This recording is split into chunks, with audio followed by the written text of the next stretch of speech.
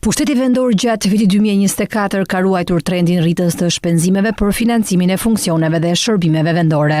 Shpenzimet vendore arritën në vlerën e 74.4 miliard lek apo 744 milion euro, ose 8.1% më shumë krahasuar me një vit më parë. Kjo rritje prej rreth 5.6 miliard lek vjen për shkak të performancës së mirë të burimeve të financimit, si në të ardhurat e veta, ashtu edhe në transfertat nga buxheti qendror. Megjithatë, nga vlera totale e shpenzimeve sipas raportit të financave vendore, në vitin 2024, peshën më të madhe zën shpenzimet për paga dhe sigurime, të cilat zën 45.7% ose rreth 2.6% më shumë krahasuar me një vit më parë. Ndërkohë, shpenzimet operative janë një burim tjetër që zën një peshë të konsiderueshme në shpenzimet e pushtetit vendor në vitin 2024 me rreth 29.4% apo rreth 1.3% më shumë krahasuar me 2023-shin.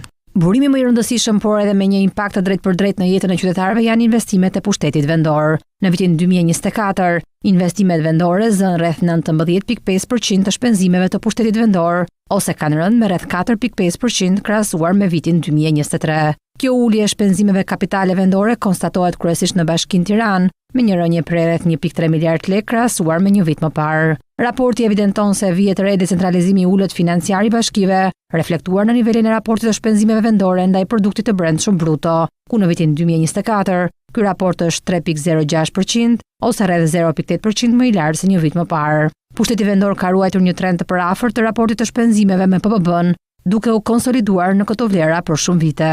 Por pavarësisht qëndrueshmërisë dhe trendit në rritje të ardhurave të pushtetit vendor, raporti nënvizon se gjithsesi del si domosdoshmëri një impuls i ri decentralizimi, tashmë 10 vite pas reformës administrativo-territoriale.